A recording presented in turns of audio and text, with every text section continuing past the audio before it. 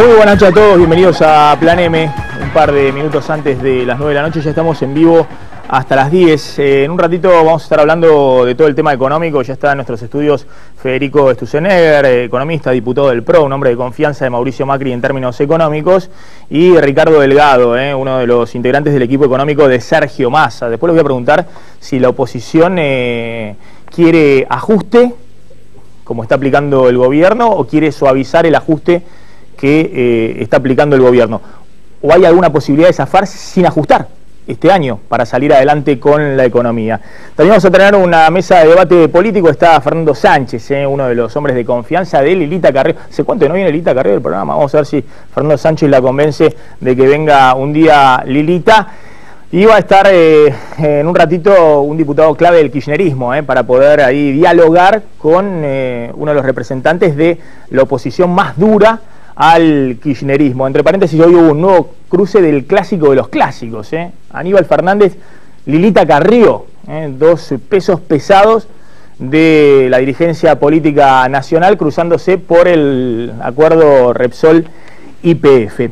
Vamos a discutir en un ratito también qué pasa con Scioli y Cristina. Cristina ordenó retirar la gendarmería de la provincia de Buenos Aires, del conurbano, del Gran Buenos Aires. Hay un estado de efervescencia entre los intendentes, están muy enojados, porque efectivamente habían puesto la gendarmería en la campaña electoral, ahora se retira. Pero esto tiene que ver con que la frontera es un colador y la gendarmería tiene que volver a las fronteras, ¿o hay una pelea con Scioli? Está enojada Cristina porque Scioli le tiró el proyecto de policías municipales que había propuesto en su momento también Sergio Massa. Y enojada Cristina dice así: mira, Scioli, te retiro la gendarmería del Gran Buenos Aires. ¿Está pasando eso? ¿La pelea llega hasta ese punto? En un ratito te lo vamos a contar. Y obviamente también cómo está la interna del peronismo, Duhalde trabajando a full para Scioli presidente 2015. Volvió a insistir hoy que quiere a Scioli presidente sin competencia abajo, no quiere ninguna competencia peronista, ni Massa, ni algún candidato del kirchnerismo compitiendo el 2015 con el gobernador de la provincia de Buenos Aires por el premio mayor, por la presidencia de la nación. Antes de meternos en todos esos temas, a ver, déjenme aclarar algo, porque se ha generado una especie de debate nacional sobre qué pasa con Repsol y YPF, cuánto le vamos a pagar a Repsol, a la empresa española, a la petrolera española, por la expropiación de YPF, que se realizó hace 2 años, allá por marzo del 2012. Yo les expliqué que en algún momento Kicillof se sentó a negociar, venía con la posición dura, provocadora: no le vamos a pagar absolutamente nada, es más, vamos a ver el pasivo ambiental que dejaron YPF, la vaciaron con los Eskenazi, con Kirchner, eso no, con todo eso la vaciaron en los últimos años, no le vamos a pagar absolutamente nada. Y del otro lado, Brufau, el capo máximo de Repsol en España, le dijo: así, yo te voy a meter una denuncia por 10.500 millones de dólares en el Tribunal Arbitral del Banco Mundial, y Argentina no va a poder hacer una sola inversión petrolera porque cada empresa que venga a invertir a la Argentina le vamos a meter otra denuncia más y van a tener que ir a dar explicaciones al Banco Mundial, a Washington, donde se definen todas las inversiones. Se pusieron a negociar, es cierto, en este tiempo Argentina no tuvo posibilidad de tener grandes inversiones en el sector petrolero. Conseguimos la inversión de Chevron, una compañía norteamericana, a la cual hubo que hacerle, en un estado medio papelonesco, un decreto a medida para que invirtiera en Vaca Muerta. Se le hizo un marco jurídico especial porque era la única forma de darle todas las condiciones, y encima es un decreto bajo un convenio secreto. Argentina no puede funcionar así porque si no nos pareceríamos un país bananero, que no nos queremos parecer, y entonces empezamos a negociar con Repsol a ver cómo pagamos la indemnización por la expropiación de YPF. Bueno, llegaron a un acuerdo, pagar 5.000 millones de dólares, que es un precio más o menos razonable de lo que vale YPF en el mercado. Es una empresa que cotiza en Nueva York, tiene acciones emitidas que cotizan en Nueva York, en Buenos Aires y en Madrid, y más o menos la mitad de la compañía, que es lo que se le expropió, el 51%, vale 7.500 millones de dólares, así estaba sentada en los balances de Repsol. Kicillof consiguió negociar un poco menos, 5.000 millones de dólares para pagarle por la expropiación de YPF. En realidad la compañía valía eso en la cotización bursátil, pero distinto es cuando tenés de socio al Estado argentino, lo que ha pasado en los últimos años y demás. Bueno, le vamos a pagar 5.000 millones de dólares. Kicillof le dice: sí, te voy a pagar 5.000 millones de dólares, pero ¿sabés qué? No tengo para pagarte. Es decir, no puedo usar las reservas. ¿Pero cómo? Vos no era que tenías las reservas para pagar todo el desendeudamiento, que pagabas los acreedores, que venían todos, altillabas. Sí, pero se me fueron en los últimos 2 años 20.000 millones de dólares. ¿Cuánto? Sí, 20.000 millones de dólares se me fueron. Le dice Kicillof a Brufau. Y bueno, y llegan al acuerdo de, mira, te voy a pagar con bonos, con una especie de pagaré del Estado argentino. Y Brufau le dice, bueno, pagaré, decime, ¿me vas a pagar a qué plazo? Hasta el año 2033. Y con vencimiento que van a caer sobre todo en el próximo gobierno o en el otro de la Argentina, que va a ser un gobierno como a ustedes les gusta, un gobierno distinto al kirchnerismo, le dice Kicillof. Bueno, discutamos la tasa de interés, ¿a cuánto vamos a pagar? Bueno, se llega a discutir que la tasa de interés va a ser 8,75% en la mayoría de los bonos que emite la Argentina. En realidad esto no se discute por la preferencia de Brufau y de Kicillof. Si Argentina quisiera emitir deuda hoy, le harían un descuento, como cuando uno va a descontar un cheque a una financiera, emitiría un papel por 100 millones de dólares y le descontarían, le darían el 13% menos. Esa es la tasa de descuento que hoy le hacen en el mercado financiero de Argentina, 13% de descuento en dólares. Es una tasa elevadísima, porque si Evo Morales va y descuenta un papel boliviano, le descuentan 4% nada más. Y si un brasileño va y quiere descontar un papel brasileño, le descuentan 3%. Y Uruguay, más o menos lo mismo. Pero bueno, somos Argentina, algo hicimos en los últimos 2 años para estar en esta situación, tenemos que pagar finalmente 8,75% anual por los próximos 10 años, que es el bono más importante de vencimiento. Eso da estos vencimientos, que en total son casi 10.000 millones de dólares. Es como comprar en cuotas. Como no tenés la guita ahora para sacarle la reserva, comprás en cuota, vemos al año 2033, terminamos pagando casi 10.000 millones de dólares. Pero pagamos hoy, al valor de hoy son 5.000 palos. Si tuviésemos la guita de la reserva, más fácil, la cancelamos y listo. Escúchenlo a Kicillof, bueno, contando esto mismo, pero con un ejemplo de una licuadora, cuando él va a comprar una licuadora y pide comprar en cuotas. No va a comprar una licuadora, le dicen que sale 200 pesos y después le dicen, mire, la misma licuadora sigue saliendo 200 pesos, pero le vamos a cobrar a usted un interés si quiere pagarla en un año. Entonces el interés es del 10%. La licuadora al cabo del año no salió 220 pesos, aunque uno pagó 220 pesos. Si los tuviera, paga los 200, si no paga 200 más 10%, que es 220, pero decir que el precio es mayor, yo nunca lo escuché en mi vida, me parece que ya es un poco ofensivo. Bueno, a ver, está claro, no es muy complejo de explicar. Es como dice, tomo el ejemplo de la licuadora, o si alguien tiene la licuadora, si vas a comprar un LED, un LCD, o si vas a comprar, qué sé yo, la batidora, más o menos como la licuadora, no lo podés pagar en efectivo, querés pagarlo financiado. Bueno, te cobran un interés. A la Argentina, dice Kicillof, le cobran 8,75. Él daba el ejemplo de que él pagaba con una tarjeta de crédito a 12 cuotas, 10% más caro. Bueno, el problema es que Argentina tiene esa tarjeta de crédito, que es una tarjeta de crédito cara. Si Evo Morales va y compra la misma licuadora de Kicillof, paga 5% de tasa de interés en un año. Es decir, lo compra en 12 cuotas, pero al 5%. Y lo que hay que preguntarse es, ¿por qué Evo Morales puede acceder al crédito a un costo de la mitad de lo que accede la Argentina? Y la respuesta es que Bolivia no ha tenido en los últimos 2 años ni devaluaciones del 100%, el dólar se fue de 4 a 8 pesos en el oficial y además tiene un paralelo de 11 pesos, ni ha tenido en los últimos 2 años inflaciones de 25% anual promedio, ni ha tenido que hacer una devaluación como hizo en enero, solamente en 2 días del 20%, ni ha empapelado Bolivia de papelitos que allá se llaman bolivianos. Lo boliviano es una moneda más fuerte que el peso argentino y se ha emitido menos boliviano de lo que se han emitido pesos argentinos.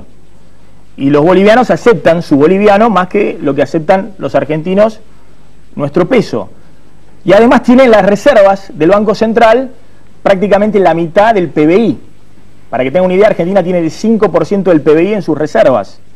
Es decir, si uno quisiera parecerse a Bolivia en cantidad de reservas acumuladas para defender el peso argentino, habría que multiplicar por 10 la reserva de Argentina.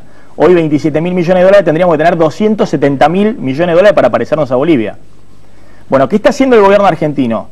Haciendo una serie de deberes, Repsol era un punto, pagarle la indemnización, ir a Washington y negociar un acuerdo light con el Fondo Monetario para que haga un monitoreo, no truchar más los índices de inflación. Bolivia no lo truchó nunca en los últimos años. En el último año la inflación les dio 6% por arriba de lo que pensaban, porque habían previsto una inflación del 4, 4,5, le dio 6, pero no trucharon, se la bancaron, 6% de inflación.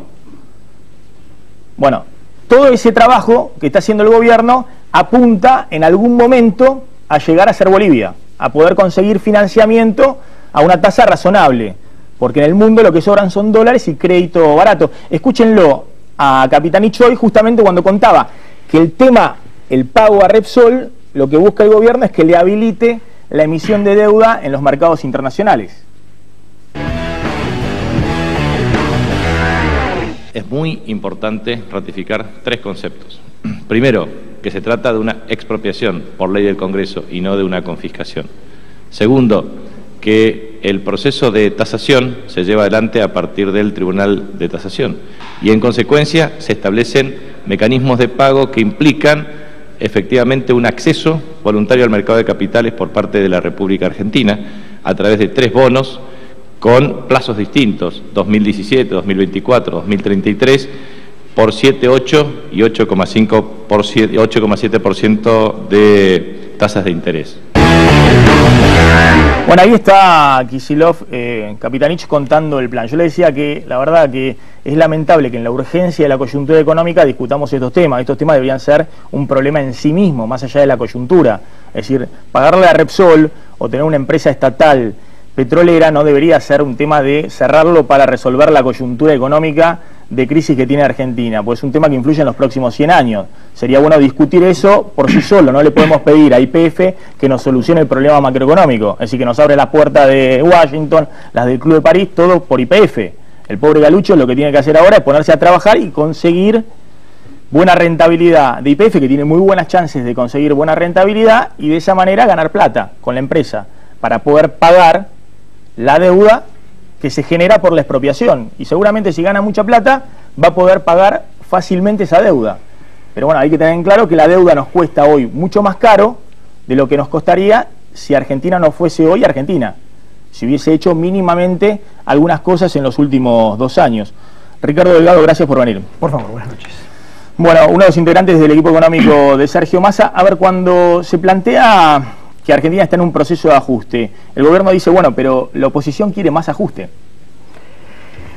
A ver, me parece que todo esto que estamos viviendo en estos últimos 2 meses demuestran que el relato del desendeudamiento, de la no devaluación, de que el ajuste era la oposición, se han caído como un castillo de naipes. Claramente, digamos, este es un gobierno que está aplicando un programa económico que está avanzando en una fuerte devaluación de la moneda, digamos, en 2 días devaluar 23% como pasó en enero, es un hecho realmente importante, significativo por lo negativo, una tasa de interés que ha subido violentamente y que ha generado y está generando problemas de financiamiento, sobre todo de pequeñas y medianas empresas, de economías regionales, una situación inflacionaria que se ha de alguna manera acelerado en estos 2 o 3 últimos meses, justamente por la impericia del gobierno en no plantear un programa antiinflacionario, un programa de estabilización de precios que sea consistente, en fin, todo lo que ya sabemos, y que me parece que esta discusión acerca de Repsol de alguna manera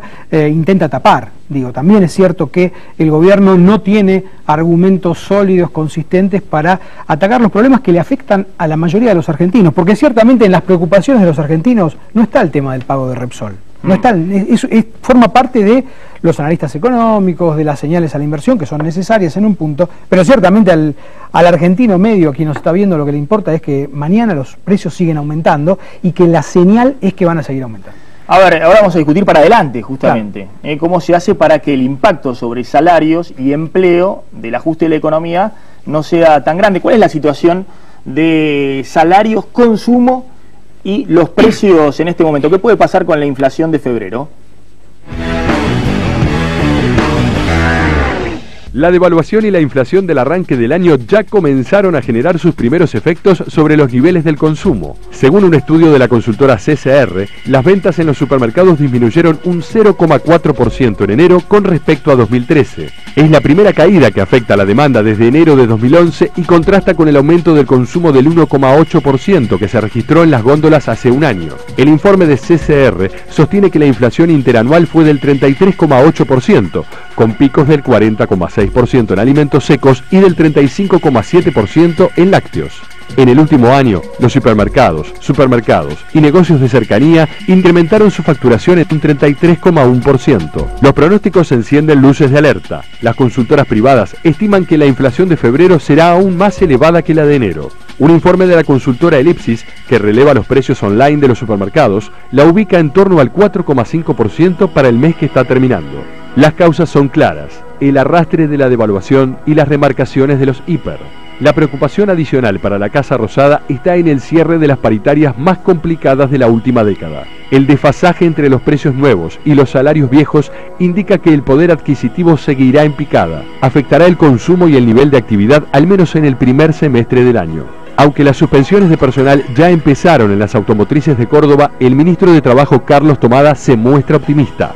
Todavía no se observa una situación de conflictos colectivos, situaciones masivas de afectación del nivel de empleo. El gobierno logró postergar la negociación con los docentes hasta el filo del inicio de clases, pero el acuerdo todavía parece lejano. La presidenta lo hizo, como sospechan los gremios, solo para evitar que el trasfondo de las huelgas empañe su discurso en la Asamblea Legislativa.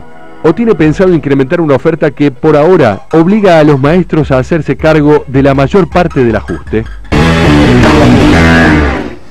A ver, ¿hay alguna fórmula para tratar de que la economía no tenga que ajustar este año? Es decir, que se pueda ya este año volver a crecer, que los salarios no tengan que cerrarse como algunos pretenden por debajo de la inflación. Es decir, que se pueda dar, por ejemplo, a los jubilados la recomposición de estos 3 meses. Va a haber 11% de inflación en 3 meses y los jubilados tienen 11% de aumento en marzo y tienen que esperar hasta septiembre. Es decir, que no tengan que pagar los trabajadores o aquellos que tienen ingresos fijos como los jubilados el costo de quedarse atrás de la inflación. Desgraciadamente la decisión del gobierno es que justamente el ajuste lo paguen los que perciben ingresos fijos en pesos todos los meses, los jubilados y los trabajadores. No hay ninguna duda. La decisión ha sido muy clara. La devaluación y la aceleración inflacionaria de estos últimos meses indican eso. No hay ninguna manera de recuperar salario real después de esta violenta devaluación y de esta aceleración inflacionaria. Probablemente tengamos un febrero cerrando en números incluso por arriba de los de enero, y viene marzo. Marzo es un mes estacionalmente complicado en materia de precios. Es decir, vamos a tener un primer trimestre muy complejo. Yo no veo ninguna decisión estructural del gobierno de cambiar la lógica de atacar a la inflación. Creo que insisten con esta idea de los 194 precios cuidados, entre comillas, que todos sabemos que no resuelven el problema estructural de la inflación en la Argentina, que hay que tomarlo de una manera integral y con una visión que tenga a la inflación como un problema macroeconómico, no como un problema generado por empresarios perversos que aumentan los precios.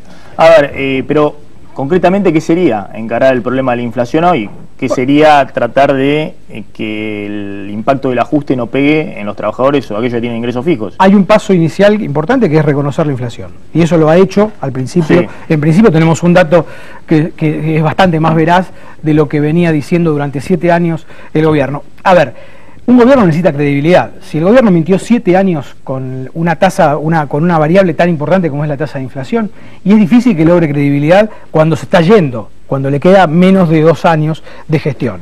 También hay que volver a normalizar el INDEC. Es decir, lo peor que podría hacer es truchar la inflación en febrero o en marzo. Es decir, justamente, febrero tendría que dar 4% por lo menos. Tendría que dar por arriba de enero, seguramente, porque vos pensás que fueron en los últimos días de enero el impacto fuerte de la devaluación. Todavía el traslado a precios se está dando y se dio básicamente en febrero y va a seguir dándose durante el mes de marzo. Pensá además, Maxi, que hoy están las importaciones prácticamente trabadas. Cuando uno habla con los distintos sectores productivos, la habilitación o la autorización de las declaraciones juradas de importación se ha frenado en estas últimas 2 semanas de manera violenta. Es un problema, es una demanda de dólares latente que se está reprimiendo y que en algún momento va a haber que soltar porque la Argentina necesita insumos para poder producir. Bueno, a ver, es la misma lógica de barrer debajo de la alfombra de los problemas. Estamos pagando ahora importaciones de energía del año pasado que no se pagaban justamente ahora, ¿qué haces? Porque si liberaste las importaciones, a ver, te siguen cayendo las reservas pese a que los bancos están vendiendo dólares. hay lo que los economistas llamamos un dilema de hierro. El gobierno tiene, para proteger las reservas, tiene que frenar violentamente las importaciones. Frenar violentamente las importaciones es caída de actividad económica. Y es lo que estamos viviendo. Las últimas señales que está dando el gobierno en materia de actividad económica, y cuando digo actividad económica digo empleo. Digo, cuidado porque hay no solamente un problema de pérdida de salario real, de ingreso real de los argentinos, sino también potencial pérdida de trabajo. Y esto también hay que mirarlo porque los números del INDEC, el último informe del INDEC en relación a la desocupación lo muestra claramente. El año pasado la economía argentina creó apenas 123.000 puestos nuevos de trabajo.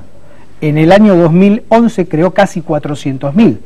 Y en la crisis del 2009 creó 140.000. O sea que el año pasado, que todavía no teníamos los efectos devaluatorios marcados del mes de enero y el violento ajuste de tasa de interés que se dio digamos, posteriormente, creamos menos trabajo el año pasado que en la crisis del 2009. ¿Cuántos se incorporan anualmente? ¿Cuánta gente se incorpora anualmente al mercado de trabajo? O sea que se incorporan aproximadamente 500.000 argentinos. O sea que los 140.000 o 150.000 que se generan por año no alcanzan a cubrir lo que se están incorporando hoy al mercado de trabajo. A ver, también hay una discusión. Lo que está diciendo es que el gobierno por ahí prefiere hoy un poco de recesión con tal de estabilizar las variables. Es decir, que está prefiriendo ajustar por nivel de actividad, que caiga el consumo, es decir que, bueno, si los docentes tienen que cerrar por debajo de la inflación, que cierren, eso es menor consumo, es más recesión en el corto plazo, o los jubilados 11% nada más, pero prefiere eso que se le dispare todavía más la inflación y que vuelvan las presiones cambiarias, las presiones sobre el dólar en junio y julio. Bueno, eso pasa justamente porque uno no tiene un programa integral que mide absolutamente todos los problemas y todos los componentes y factores que hacen a la inflación. Me parece que el punto de fondo está ahí. El problema es que el gobierno piensa a la inflación como apenas un comportamiento de empresarios que perversamente, como si los empresarios argentinos fuesen distintos a los empresarios brasileños, uruguayos o chilenos, que tienen tasas de inflación del 5%. Digo, me parece que hay que tomar el tema en serio con una lógica distinta, porque si no la inflación en la Argentina de vuelta este año va a ser más alta que el año. A ver, voy a poner un dilema a los economistas, el de Frente Renovador, Ricardo Delgado, y a Federico Sturzenegger, bueno, economista y diputado del PRO de Mauricio Macri, porque hace rato que vienen pidiendo recorte de subsidios, lo cual significa aumento de tarifas de luz y gas. Federico Sturzenegger dice que no. A ver, bueno, ahora vamos a discutir si no pide recorte de subsidio en área metropolitana. Yo creo que sí, que hay que hacerlo. Obvio que tenés que hacerlo. Por algo emitiste lo que emitiste en los últimos años, porque tuviste déficit fiscal por los subsidios a la luz y el gas en Capital y Gran Buenos Aires. Me dicen ahora los dos economistas, el de Massa y el de Macri, me dicen que no quieren recorte de subsidio. El problema es cómo se hace. A ver, esto decía Kicillof, querían recorte de subsidio, van a tener recorte de subsidio y aumento de tarifas. Se ha trabajado en una política simultánea de sostener los subsidios para los que menos tienen y de ir acomodando para los que más tienen, de manera tal de generar un sistema de subsidios, sí, pero más equitativo. Yo renuncié a mi subsidio, por supuesto, y mucha gente renunció, pero la gran mayoría no. Muchos dicen, yo estoy pagando muy poco, no los quiero ver salir a protestar a la calle cuando paguen lo que corresponde, ¿no? No lo quiero ver protestando en la calle ni a Delgado ni a Sturzenegger cuando tengan que pagar lo que corresponde con la quita de subsidio.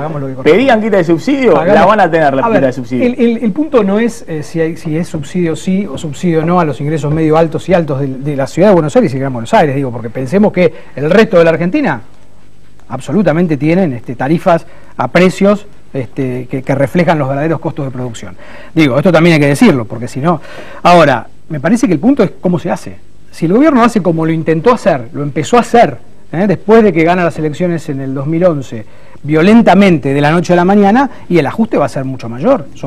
Ahora, si uno plantea un esquema gradual, en donde además se empiece a discutir la cuestión central que hace que la Argentina hoy tenga problemas serios y estructurales de crecimiento en el mediano y largo plazo, que es la infraestructura. ¿Qué modelo de provisión de luz, de gas, de agua? A ver, pero no nos escapemos del punto principal. Si vos cortás subsidios a la luz y el gas, voy a un ejemplo del tema de la luz. Ahí hay una placa factura eléctrica bimestral para ver cuánto se iría la factura de luz promedio en la Ciudad de Buenos Aires si vos le cortarás subsidio. Exactamente. La factura hoy en promedio en la Ciudad de Buenos Aires, capital y GBA, es 67 pesos.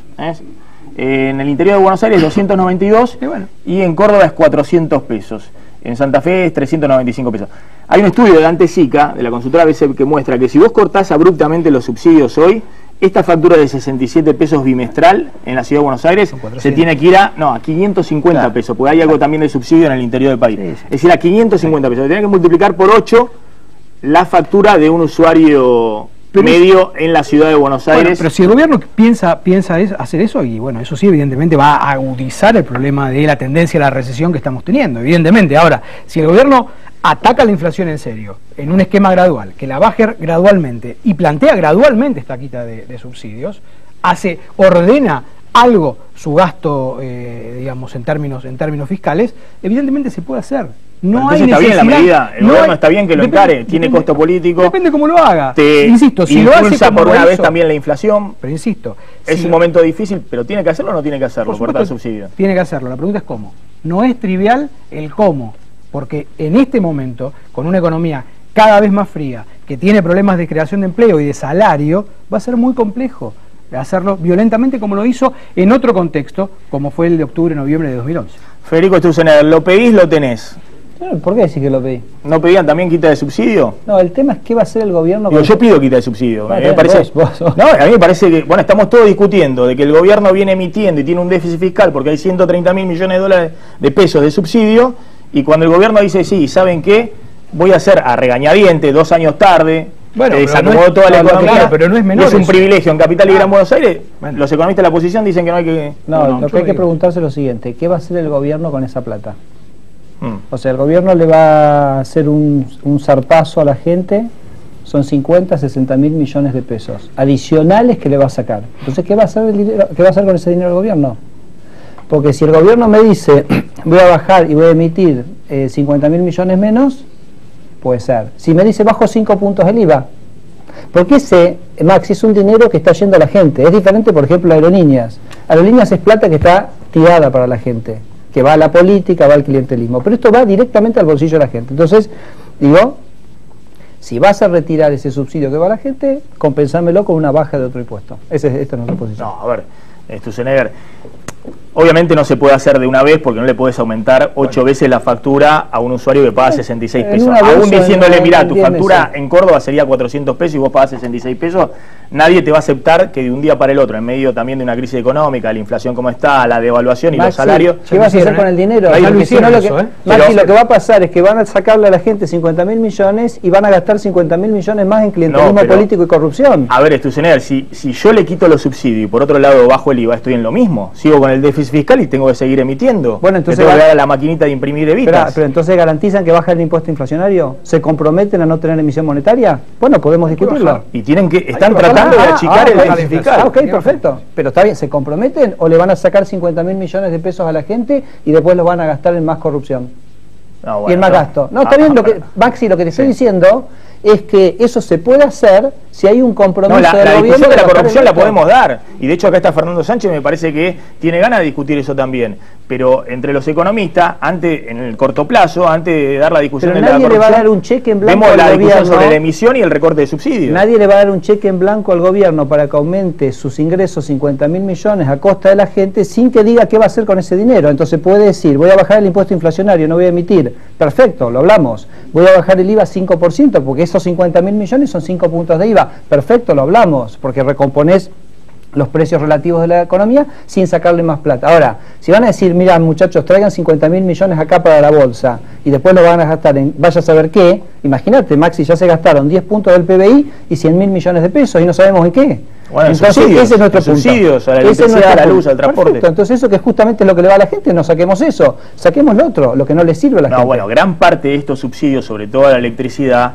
va a sectores medios para arriba. De hecho, el estudio de Dante Sica muestra que habría que mantener subsidios en la electricidad a 2 millones de personas, porque o son jubilados o tienen el ingreso mínimo social, es decir, 2 millones de personas, habría que mantener 5 mil millones de pesos en subsidios sociales. Ahora, el resto tendrían que quitarse esos subsidios. ¿Pero y qué va a hacer el gobierno con esa plata, Maxi? ¿Tenés que preguntarte eso? Va a emitir menos, me imagino que va a emitir menos. Está tratando de hacer los deberes para... ¿Qué va a hacer? Va a tratar de emitir menos, de cerrar el déficit fiscal. Si se compromete el gobierno a que no va a emitir, por el equivalente, lo podemos empezar a hablar. Pero si no está ese compromiso, con la historia que tiene el kirchnerismo de haber aumentado 10 puntos del PBI el gasto público, y haber aumentado, el año pasado no alcanzó y necesitó 100.000 millones, ¿qué garantía tengo yo? Que no van a tomar esos 50.000 millones y se lo van a gastar. Se lo va a gastar debido, se lo va a gastar randazo, los trenes no aparecen, las obras hidroeléctricas no aparecen, las rutas no aparecen. Entonces ese es nuestro punto, Maxi. ¿Vas a sacarle 50.000 millones de pesos a la gente? Bueno, decinos qué vas a hacer con ese dinero. Ahora la seguimos con Federico Sturzenegger. ¿No está haciendo el gobierno muchas de las medidas que reclamaba la oposición? Es decir, subí la tasa de interés porque no tenés otra si no se te van al dólar. Tenés que devaluar porque el dólar te quedó atrasado. Tenés que tratar de recortar subsidios porque estás dándole demasiado a la maquinita, inundaste, ya no quiere nadie los pesos, se evaporan en las manos. Tenés que tratar de bajar la inflación y bueno, por ahí está fallando, porque está faltando explicitar el plan. Pero no está tomando una serie de medidas, está tratando de hacer los deberes, no miente más con la inflación, por lo menos en enero no mintió. Un mes. Veamos, me parece que el gobierno actúa más por necesidad que por virtud, que por convicción profunda. Definitivamente, si el gobierno hubiese podido, no hubiese llegado a esta situación, evidentemente. ¿Qué pasa? La realidad es una, no hay manera de taparla. Y esto, cuando uno pasa, después de 7 años largos de inflación mentirosa, de estadísticas que no son confiables, evidentemente más tarde o más temprano la realidad se impone, y eso es lo que pasó en enero, y es lo que estamos viviendo hoy. No está tomando la agenda, el gobierno no está tomando la agenda, el gobierno lo que está haciendo son, creo yo, decisiones apuradas, decisiones sin un norte claro, que le permitan de alguna manera subsistir hasta final de su mandato. Digo, me parece que está claro que el gobierno no va a incendiar Roma, en términos, digamos, no intenta, digamos, gastar mucho más, digamos, no quiere irse antes. Esto está claro y es una buena decisión. Ahora, no pensemos que esto es lo que, por lo menos del Frente Renovador, pensamos en materia económica. Leo la última. ¿El dólar a 8 pesos es sostenible? Depende de la tasa de inflación. Depende de la tasa de inflación. Si la inflación empieza gradualmente a bajar, se puede sostener esos niveles. No veo un escenario en donde la inflación baje en este esquema. ¿En qué momento va a ser el momento clave que uno diga, bueno, a ver, yo creo que el gobierno ha ganado, el dólar te lo comió o no la inflación? Yo creo que hay que esperar hasta mitad de año, que es cuando termina la liquidación de soja, para ver cómo se perfila el segundo semestre en materia de actividad, en materia de inflación, en materia de trabajo. Es decir, este es un plan que está en examen hasta junio. Yo diría que han ganado un puente que le permite llegar a los primeros días de abril, que es cuando empieza a entrar la soja, y de alguna manera uno debería esperar un segundo trimestre en términos cambiarios algo más tranquilo. Delgado, gracias por haber estado esta noche en Plan M. Vamos a discutir un poquito qué está pasando dentro del peronismo con Duhalde. ¿Qué pasa con la gendarmería? ¿Van a sacar gendarmería del Gran Buenos Aires? Fue una orden de Cristina, se peleó con Scioli porque Scioli lanzó la policía municipal que pedía Sergio Massa. Mira el informe. Eduardo Duhalde no se retira nunca. El expresidente volvió a la escena con declaraciones políticas dirigidas hacia todo el peronismo. Duhalde pretende ser el unificador del justicialismo de cara a las elecciones presidenciales de 2015 y se ilusiona con influir a la hora de definir las candidaturas del PJ para suceder a Cristina Fernández de Kirchner. Después de guiños hacia uno y otro sector, el exgobernador bonaerense salió a blanquear que ya trabaja para el proyecto presidencial de Daniel Scioli. Aseguró que el gobernador es el más capacitado para gobernar y representa la mejor opción para el peronismo. El líder del movimiento productivo es amigo de todos y hace poco decía que le ponía fichas a los dos peronistas que mejor miden en las encuestas. Pero ahora se decidió por Scioli y opina que Sergio Massa debería esperar para pelear por el sillón de Cristina. El político que obtuvo el 5% de los votos a nivel nacional en 2011 le sugirió al líder del Frente Renovador que no se apresure y que sea candidato en la provincia de Buenos Aires en el próximo turno electoral. Las palabras de Duhalde contienen un mensaje para todo el peronismo. Indican que si Massa y Scioli compiten entre sí en 2015, el espacio identificado con UNEN tiene chances de quedarse con la presidencia. Su apoyo al bonaerense, además, abre la puerta a una reconciliación impensada con el kirchnerismo y coincide con el respaldo que la Cámpora y Gabriel Mariotto le ofrecieron al gobernador en el acto de Banfield. Las declaraciones del lomense fueron bien recibidas en el masismo, que aprovechó la reaparición para ligar a Scioli con la vieja política. El intendente de Olavarría, José Echeverri, afirmó que Duhalde rechaza el cambio y la renovación y pretende llevar el fracaso de la gestión bonaerense de los últimos 7 años a la nación a partir de 2015. Digo, a ver, este tema es así. Dualde hoy volvió a insistir que quiere que Massa se baje y sea gobernador de una fórmula Scioli presidente. Sí, pretende Dualde reaparecer como el unificador del peronismo.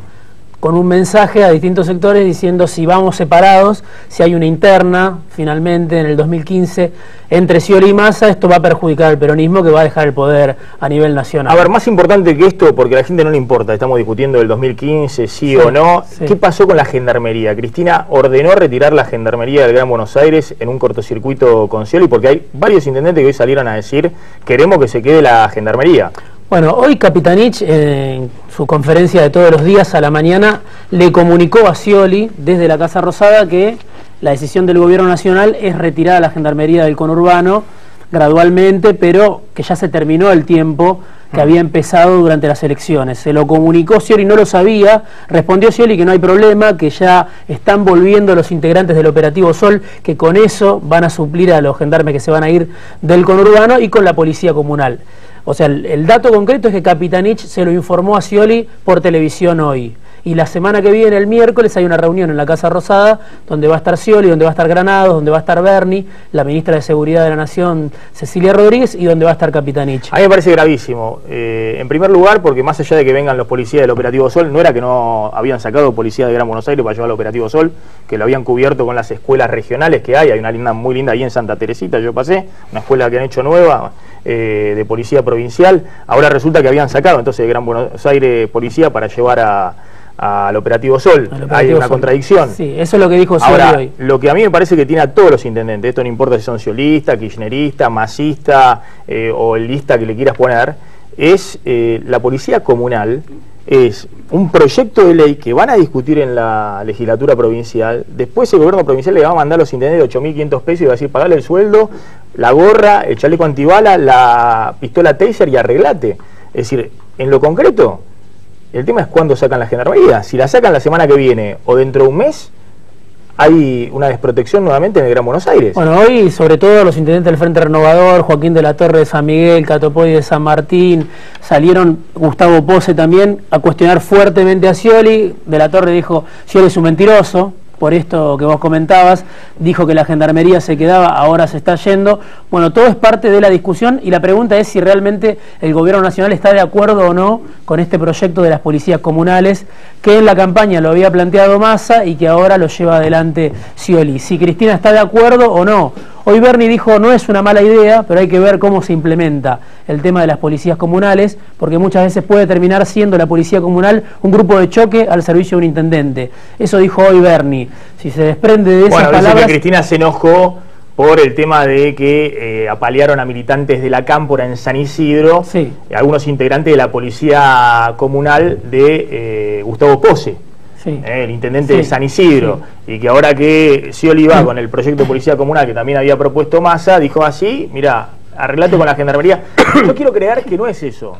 Quiero creer que Cristina dijo, no, ¿saben qué? La frontera es un colador porque trajimos la Gendarmería al Gran Buenos Aires. Entonces tienen que volver los gendarmes a la frontera. Ahora, yo te digo que, más allá de que sean masistas, del PRO o kirchnerista, sacar la Gendarmería en este momento va a generar mucho ruido. Bueno, la reunión es el miércoles que viene en la Casa Rosada, ahí vas a tener mayores definiciones, pero Scioli se enteró hoy por televisión de lo que le anunció Capitanich. Ahora me vas a contar dos cosas muy importantes. Una, el juramento que le está pidiendo Delía a Scioli.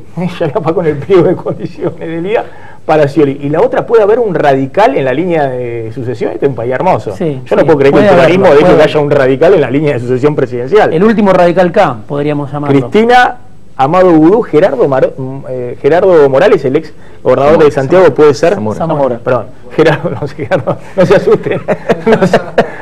Están jugados. No se asuste nadie. Gerardo Zamora, el ex gobernador de Santiago del Estero, puede ser el tercero en la sucesión presidencial.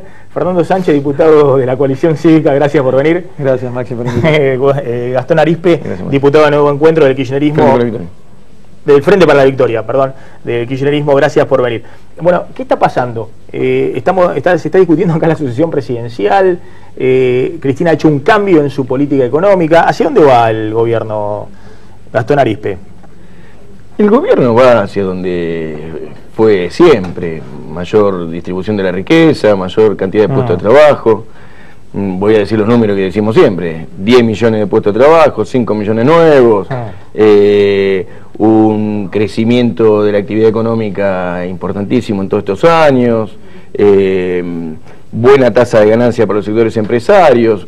Estamos en medio de una puja distributiva natural, que es siempre estacional, es en estas épocas del año donde se abren estos debates, y lo que está en discusión es controlar la inflación, controlar la evolución de los precios. Hay nueva metodología para el análisis de la evolución de los precios, y bueno, y fundamentalmente está la disputa salarial, y es bueno el encuentro entre los sectores empresarios y sectores sindicales, que en todos estos tiempos, en todos estos días se fueron generando, inclusive el del encuentro entre Méndez y Caló, que relatan algunos medios de comunicación, poniendo reglas de juego para la discusión salarial que se avecina.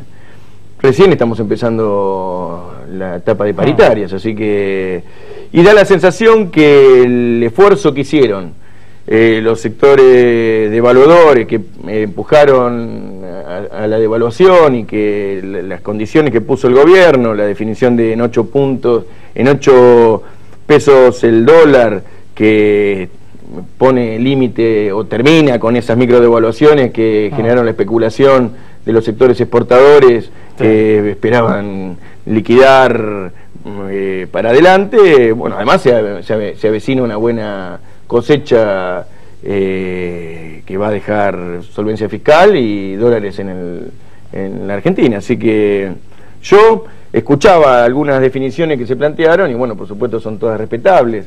No da la sensación que el escenario sea un escenario como el que se definía hace un rato. Inclusive en el informe estaban el mismo informe que podríamos haber escuchado el año pasado y el anterior año respecto de los despidos en el sector automotriz, que esto ya es un clásico. Los sectores de la industria automotriz, antes de cada, y otros sectores de la industria, antes de cada disputa salarial, antes de cada paritaria, hacen esto, y ya es un cuento conocido. Pero hay una estructura laboral que es fuerte. Estos 10 millones de puestos de trabajo generan una fortaleza para los trabajadores y los empresarios para afrontar este debate. Ahora hablamos un poquito de política y si el kirchnerismo se va a alinear atrás de Scioli presidente, que está con las alas desplegadas rumbo al 2015.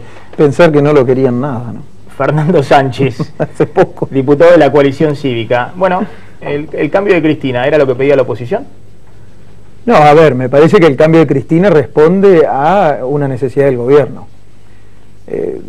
Y hago una reinterpretación de lo que el compañero acaba de decir. Si las paritarias, es decir, si los sueldos en general cierran o se ajustan por debajo de la inflación, si las jubilaciones se ajustan por debajo de la inflación, y si el paraguas de las políticas sociales se ajustan por debajo de la inflación, no es buena forma de redistribuir ingresos.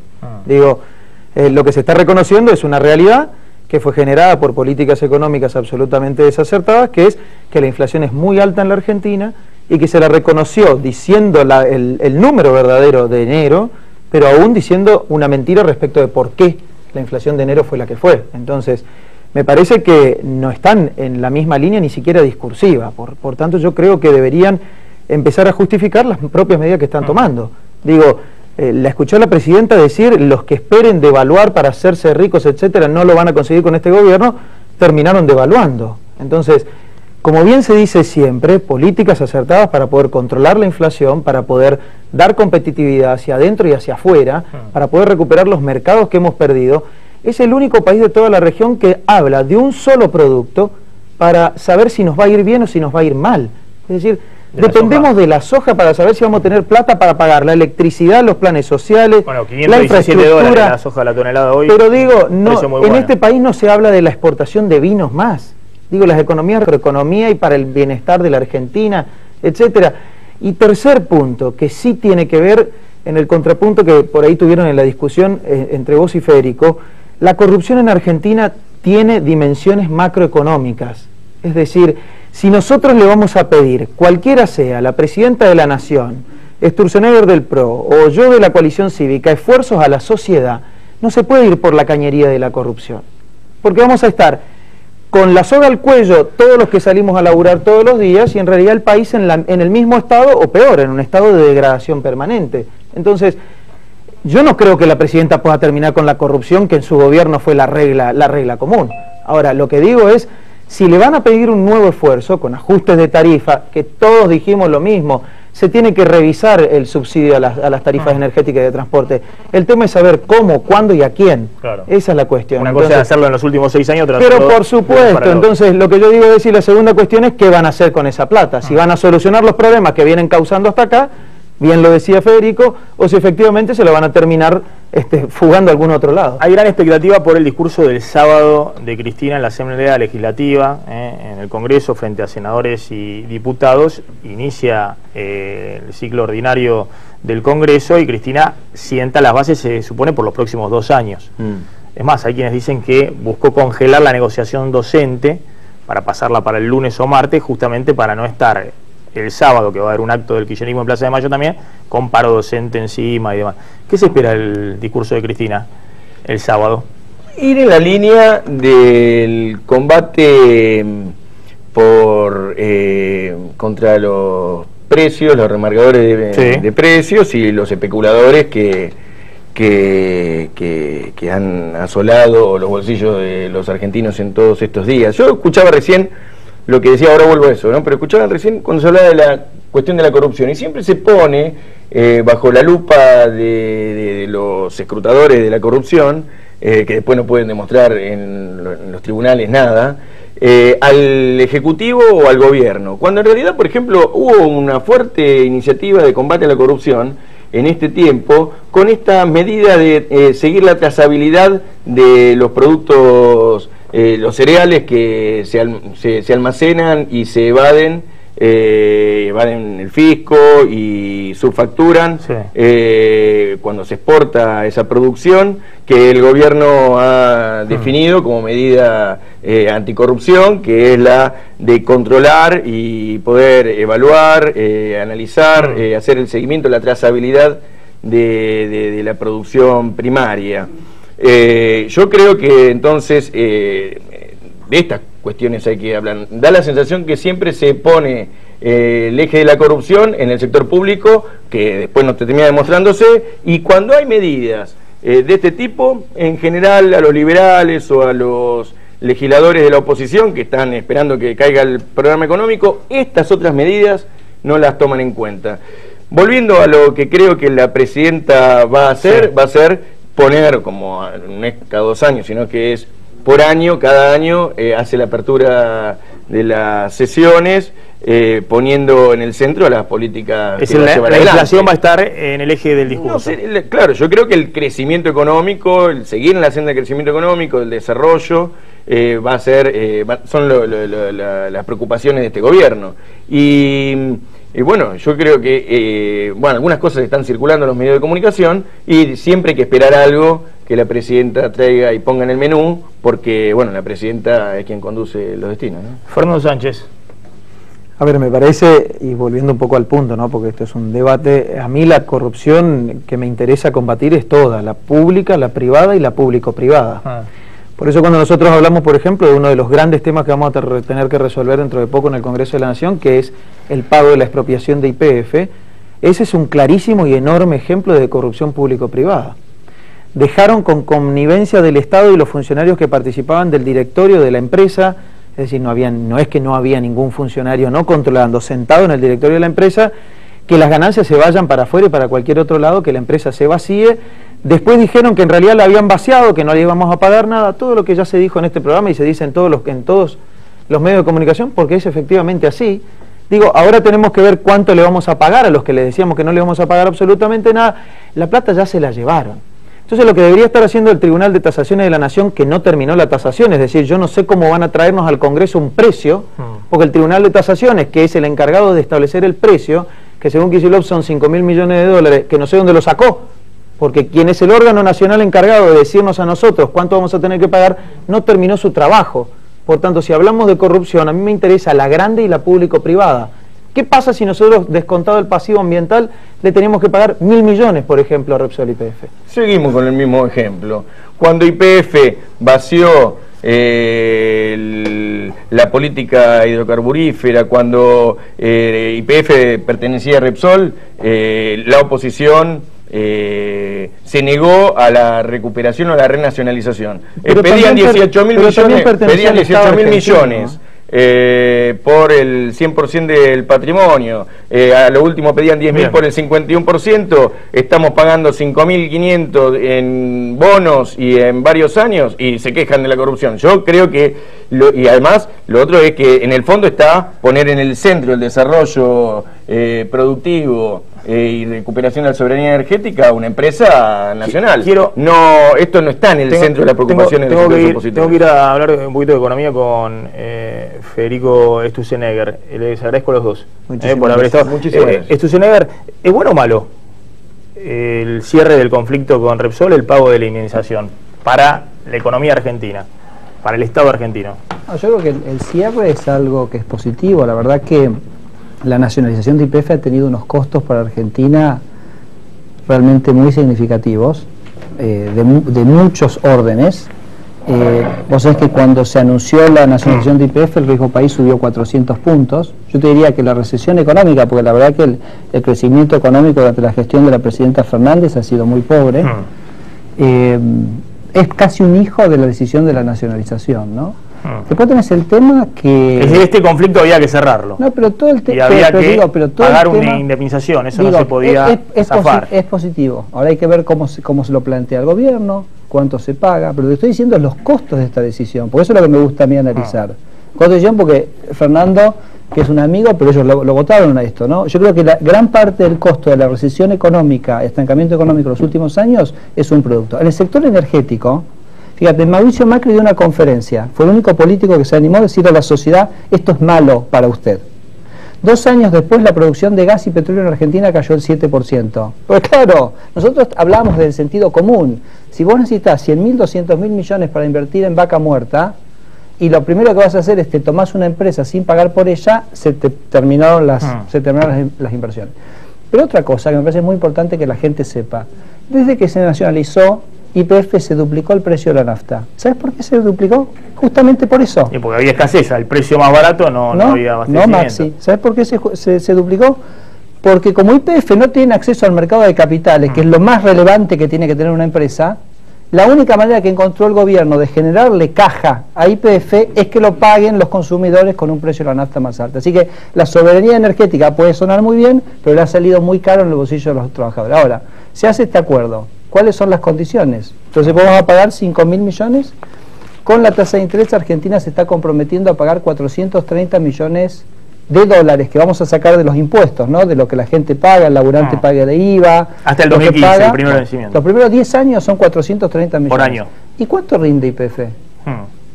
700 millones por año puede sacar. El año pasado, lo que está publicado son los primeros 3 trimestres. Sí. La utilidad correspondiente al 51% que se está comprando es menos de 300 millones. Entonces, el gobierno nos está planteando una operación donde nos dice, usted para tener esta operación, como vos lo explicaste muy bien, lo vas a pagar 430 millones de intereses a Repsol por año para tener este activo, y este activo te rinde menos de 300, 350, veremos cómo cierra el año. Entonces, perdemos plata. Es una compra que perdemos plata. Ahora vos me va a decir Kicillof, no, pero vamos a hacer una revolución. Y Vaca Muerta. Pero Vaca Muerta no es de YPF. Vaca Muerta no es de YPF, Vaca Muerta es de las provincias. ¿Por qué las provincias le van a regalar Vaca Muerta a YPF? Entonces lo que digo es, hace 2 años, Repsol están indicadas las secciones provinciales, de las empresas provinciales, pero son parte de YPF. Y además el desarrollo de YPF en Vaca Muerta, la explotación de YPF en Vaca Muerta es una explotación federal. Pero el dueño del recurso, según la Constitución del 94, sí, bueno, claro, por eso son las provincias que licitan. Se la ponen a licitar a YPF o a Calculo. La ley no es Vaca Muerta de YPF, pero entonces lo que digo es, nos va a decir Kicillof, no, nosotros vamos a aumentar mucho la producción. Lo dijo, vamos a hacer un milagro económico con YPF hace 2 años. Bueno, la acción que valía 40, hoy vale 27. ¿Y sabes por qué es eso? Justamente por lo que te decía, el costo de capital para YPF es imposible. Entonces, lo que digo es, va a tener que explicar muy bien el ministro por qué los diputados que vamos a tener que aceptar un endeudamiento de 6.000 millones de dólares, 5.000 o 6.000 para financiar esto, es algo que le va a seguir, te digo una cosa más, hasta ahora ha sido perjudicial para el bolsillo y para la República Argentina. La producción de gas y petróleo cayó y la gente está pagando muchísimo más la nafta para pagar el costo financiero de YPF. La consecuencia de esos números amañados es que hay que vender YPF. No es número que no hay que renacionalizar YPF, esa es la consecuencia de ese análisis, que es un viejo método de análisis de cómo hay que desarrollar la economía argentina. Nosotros tenemos por lo menos la costo y en definitiva las empresas no deben ser públicas. Ese es el tipo de concepto. Pero son números reales. O sea, vamos a pagar números que hay que ver la fuente. Vamos a pagar 430 millones de intereses, le vamos a sacar 430 millones. Ha habido un nivel de inversión muy alto en YPF en este periodo. Ese es el número principal. El número principal es que se duplicó la inversión en YPF y que además hay muchos inversores externos que quieren invertir en Vaca Muerta y que vamos avanzando hacia un nuevo... Vamos a pagar 430 millones y no lo rinde. Le quiero preguntar una última pregunta en el tema económico a Sturzenegger, pero antes, digo rápidamente, ¿Delía le está pidiendo un juramento a Scioli? ¿Qué le está diciendo? Bueno, Delía, como otros sectores del gobierno, están dándole una chance a Scioli de que sea el candidato. Ayer hubo un acto importante en Banfield, y esta fue una frase que dejó hoy el líder de la Federación Tierra y Vivienda: Scioli tiene que jurarnos a todos que no hará nada para tocar lo que se logró. Recién ahí vamos a ver si lo apoyamos o no, pero uno de los más exigentes. Hay otros que no le piden tanto. No le piden que jure. Arispe, Scioli les tiene que jurar que no va a tocar nada del modelo kirchnerista. Interna abierta. Está bien, es decir, un candidato de kirchnerismo y Scioli. Es un candidato. Y la otra es Gerardo Zamora, el ex gobernador de Santiago, un radical en la línea de sucesión presidencial. Sí, porque hoy Gerardo Zamora estuvo reunido con Capitanich en Casa Rosada y Beatriz Rosquez de Alperovich, que es la presidenta provisional del Senado hoy, la tercera en la línea de sucesión, estuvo en Olivos. Se supone que Zamora puede ser el candidato del gobierno para ocupar el tercer lugar en la línea de sucesión. Hay que verlo. Mañana es la primera sesión preparatoria. El primero es Vudú. El primero es Vudú, por supuesto. No, Cristina, Vudú. El segundo. Y el presidente provisional del Senado. Exactamente. Sería un radical, como un regreso a la transversalidad, un regreso a la alianza con un sector de radicalismo. Dicen que lo impulsa Carlos Zanini, que es un funcionario muy importante, secretario legal y técnica, y que en el Senado, el bloque que dirige Pichetto, Miguel Ángel Pichetto, se oponía a que fuera Zamora. Lo vamos a saber mañana. Bueno, finalmente llegó la transversalidad. Si es Zamora, en la línea de sucesión radical, hace mucho que en el Frente para la Victoria, bueno, el Frente Cívico y Social. Un CDista, un radical. El Frente Cívico y Social es un socialista. Hace mucho parte del Frente para la Victoria. Es lo que dice Fernando Sánchez, claro, el vicepresidente de la UCD. El presidente provisional del Senado, un radical. Llegó la transversalidad. Pero está bien, esto es lo que pedía la oposición, transversalidad. Y la presidenta que antes defendía la privatización de YPF en los años 90 y ahora lo contrario, así que también ella misma es transversal en su propia historia. La última pregunta para Sturzenegger. Lo que está haciendo el gobierno, en todo caso no habrá que correrlo por izquierda, decir, mire, está aplicando la receta ortodoxa, pero no es lo que pedían ustedes, no es lo que pedían desde el PRO. El ajuste ya ocurrió, Maxi. O sea, el ajuste lo está sintiendo la gente en el bolsillo con la inflación, que es la manera, digamos, última que el gobierno está usando para financiarse, que yo agregaría lo que decía Sánchez, que digamos tampoco vos redistribuís bien si le cobrás a la gente un impuesto inflacionario, que lo pagan los que menos tienen. Entonces yo creo que hay una puja distributiva en Argentina, pero la puja distributiva que hay en Argentina es de un Estado que le está chupando recursos a la gente cada vez más. Lo decíamos antes, aumentó 10 puntos el PBI, no le alcanzó, ahora usa 100.000 millones de emisión monetaria que genera la inflación, y esa es la puja, y la gente lo que dice es, muchachos, con tanta plata que tiene, con tanta plata que nos sacan a nosotros que ya estamos pagando, Maxi, por eso yo te hacía tanto el punto, que no le vamos a dar un cheque en blanco de que van ahora a recaudarle 50.000 millones más. Vamos a preguntar, ¿qué se hace con la plata? Con el recorte de subsidios. Claro, ¿qué hiciste con toda la plata que hiciste hasta ahora? Entonces, yo creo que el gobierno tiene su problema fundamental, además de los problemas que podemos plantear a nivel de los valores republicanos, etcétera, son problemas de gestión. O sea, es un gobierno que gasta y chupa muchos recursos ajustando, ya pasó esto, el bolsillo de los trabajadores, pero no rinde nada. ¿Te puedo dar un ejemplo? Sí. Para mí es como, lo estoy contando en estos días porque me impactó mucho. Ayer se anunció que se construye el tercer carril a la autopista Buenos Aires-La Plata. Sí.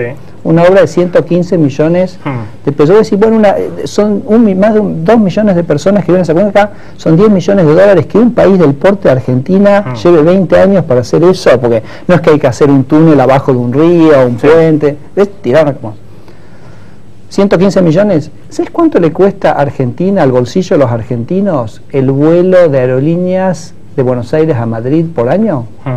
650 millones. Yo te puedo hacer una pregunta. 650 millones. Entonces yo te digo, ¿tiene sentido?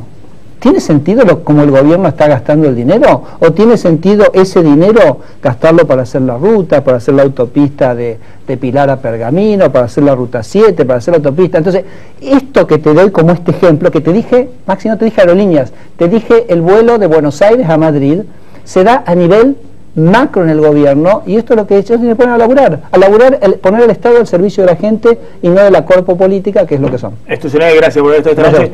Les propongo, van a ser colegas en el Congreso, en diputados. Es muy liviano, eso de la autopista es muy liviano. Estamos poniendo en marcha un puerto como el puerto de La Plata, que es un puerto vital para el desarrollo productivo de la Argentina. Esa autopista. Me tengo que ir, pero los convoco en un futuro. Este debate del gasto, ¿qué hace el gasto? Y además lo otro es lo del ajuste para discutir. Estamos controlando precios, desmonopolizando la economía, analizando cadena de valor. Si a vos te parece que eso es ajuste, lo discutimos en el futuro. Ojalá podamos tener un buen debate. Un buen debate en comisiones sobre cómo gastar el gasto público. Los convoco para discutir en el futuro. Diputado del PRO, no hay ningún diputado del kirchnerismo, Gastón Aripe. Es más, por ahí hay que teniéndolo cerco a al contrario. Pueden copiar alguna receta. Jamás vamos a estar para aplicar. Jamás vamos a estar juntos porque son liberales, no se puede. Gracias. Gracias a los tres por haber estado esta noche en Plan. Vamos volando una tanda y volvemos, no te vayas.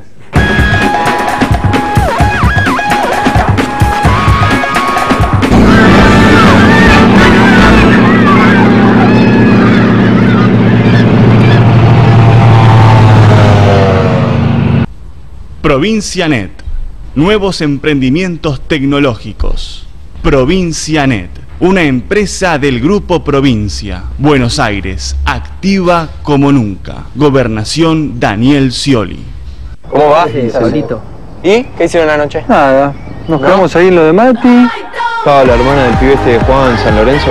Solari. Chicos, esto, ¿cómo lo ven? Nos pidió que la lleváramos al cumpleaños de Manuel Orbiler. Cuestión que terminamos hablando con un magnate, se puso pesado, que vengan a conocer mi barco. ¿Esos barcos de 3 pisos? Sí. Bueno, este era mucho más grande. Igual no te perdiste de nada, Pablito, ¿eh? No te pierdas ningún encuentro. Quilmes, el sabor del encuentro. Vivamos responsablemente. Sueldos miserables, sueldos miserables, inestabilidad laboral. Obra social deficiente. Sumas en negro. Obra social deficiente. Basta de hablar con la pared.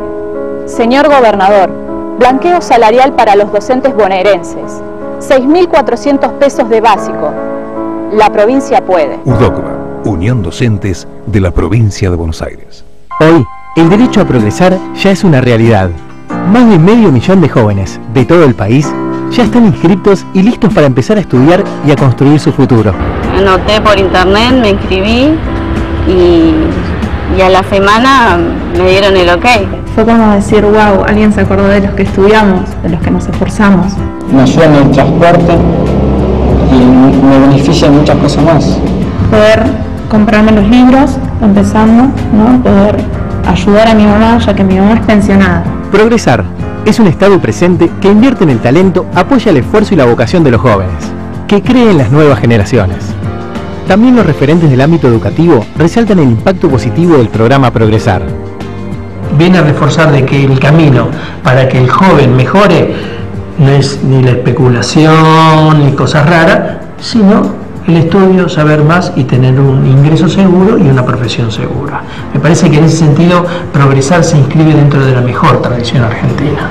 Progresar, el programa de estímulo a estudiantes argentinos, ya es una realidad que está llenando las aulas en todos los rincones del país. Porque si las aulas están llenas, si hay esfuerzo, estamos llenos de futuro.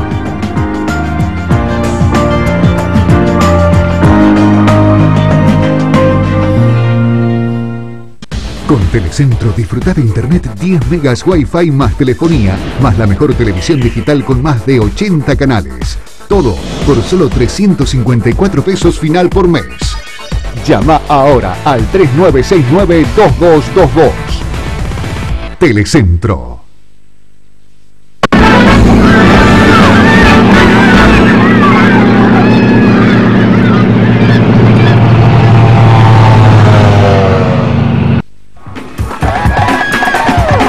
Nos estamos retirando, nos reencontramos mañana viernes, noche de picada con periodistas, mañana a las 9 de la noche, aquí con Planeta.